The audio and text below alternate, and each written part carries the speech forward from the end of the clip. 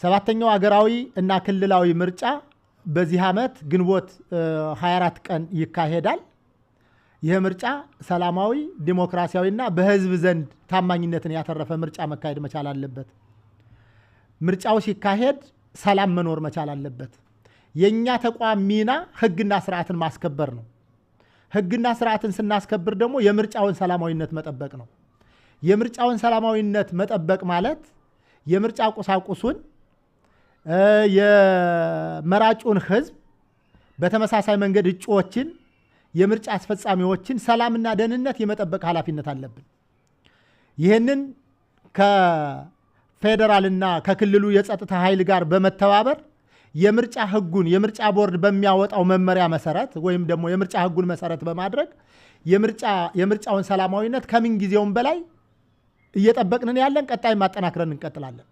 ኮሚሽነሩ የክልሉ ህዝብ ሰላሙ ተረጋግጦለት የዕለት ተዕለት ህይወቱን እንዲመራና በህገ መንግስቱ የተሰጠውን የመምረጥ መብት በተግባር እንዲተረጉም ሰላም ወሳኝ መሆኑን አጽንኦት ሰጥተዋል። ይህ እንዲሆን ደግሞ የክልሉ ሚሊሻና ሰላም አስከባሪ ኃይል ከሌሎች የፌዴራልና የክልሉ የጸጥታ አካላት ጋር በቅንጅት እየሰራ መሆኑን ኮሚሽነር አስቻለ ገልጸዋል። በየአካባቢው ያለው ሰላም አስከባሪ ኃይላችን ከፖሊስ እና ከፌዴራል የመከላከያ ሰራዊት ጋር በመተባበር በየአካባቢው እየተፈጠሩ ያሉ ችግሮችን ከርብ ለማድረግ ስራ እየሰራን ያለን።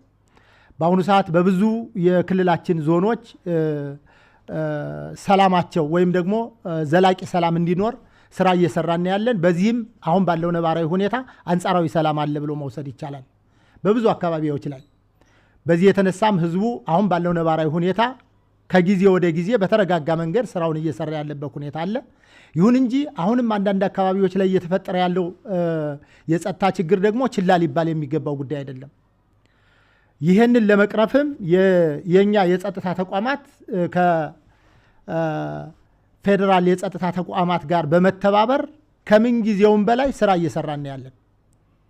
አንደኛ ህግና ስርዓትን የማስከበር ስራ፣ ሁለተኛ ጫካ ያሉ አካላት ወደ ሰላማዊ መንገድ እንዲመጡ የማድረግ ስራ እየሰራን ያለን። ይህን ለማድረግ ህዝቡን የማወያየት ስራ፣ ህዝቡን ከጸጥታ ኃይሉ ጎን እንዲሰለፍ የማድረግ ስራ እየተሰራ ነው ያለ።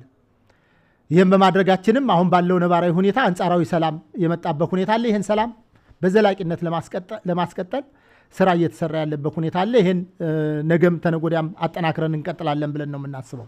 በተለይም የዜጎችን ህገ መንግስታዊ የመምረጥ መብት የሚገድቡ ድርጊቶችን ኮሚሽኑ እንደማይታገስና ሀገርና ህዝብ የሚመራው በዲሞክራሲያዊ መንገድ በተመረጠ መንግስት ብቻ እንዲሆን ተቋማቸው ኃላፊነቱ እንደሚወጣ አስታውቀዋል። በየትኛውም መንገድ የህዝቡን የመምረጥ መብቱን ሊያደናቅፉ የሚችሉ አካላትን አንታገስም። ምክንያቱም ህዝቡ የሚፈልገውን መንግስት የሚፈልገውን ፓርቲ መምረጥ የሚችለው በካርድ ነው። በኢትዮጵያ ውስጥ በምርጫ መንግስትን መቀየር ይቻላል። በምርጫ በየትኛው መንገድ የትኛውን ፓርቲ በምርጫ መምጣት ይችላል።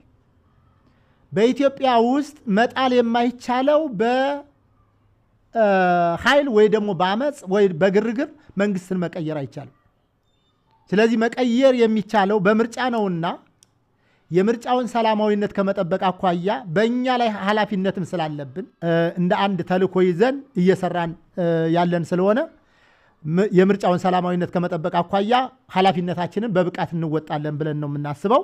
በክልሉ ዘላቂ ሰላም እንዲረጋገጥና ዜጎች በነጻነት ተንቀሳቅሰው እንዲሰሩ መንግስት በትኩረት እየሰራ መሆኑን የጠቀሱት ኮሚሽነሩ ህዝቡ አጥፊዎችን በመምከርና አካባቢውን በተደራጀ መልኩ በመጠበቅ የጸጥታ አካላት እንዲያግዝም ጥሪ አቅርበዋል። የገጠመን የጸጥታ ችግር ከመቀልበስ አኳያ የኛ የጸጥታ ተቋማት ብቻ ሳይሆን ህዝቡም ሚና ስላለው ህዝቡም የራሱን ሚና መወጣት መቻል አለበት። አንደኛ ህዝቡ ከጸጥታ ኃይሉ ጎን መሰለፍ መቻል አለበት። ሰላም ወዳዱ የአማራ ህዝብ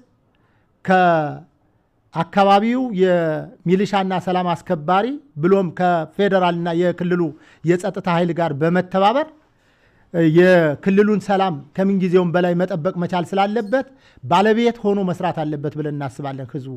ህዝቡ ለሰላሙ ባለቤት መሆን መቻል አለበት። በጸጥታ ኃይል ብቻ የሰላም ችግር ሊቀረፍ አይችልም። ስለሆነም በየአካባቢው ያለው ማህበረሰብ በመደራጀት አካባቢውን መጠበቅ መቻል አለበት። ሲደመር በጫካ ያሉ ታጥቀው እየተንቀሳቀሱ ያሉ አካላትንም በቃችሁ ሊላቸው ይገባል ብለን እናስባለን። ስለዚህ ህዝቡና የጸጥታ ተቋማት በመደራጀት አሁን ያለውን አንጻራዊ ሰላም በዘላቂነት እንዲቀጥልና በክልሉ አስተማማኝ ሰላም እንዲኖር ከማድረግ አኳያ የህብረተሰቡ ሚና ትልቅ ስለሆነ ይህን አጠናክረን እንቀጥላለን። የመተባበር ስራውም ተጠናክሮ መቀጠል መቻል አለበት ብለን እናስባለን።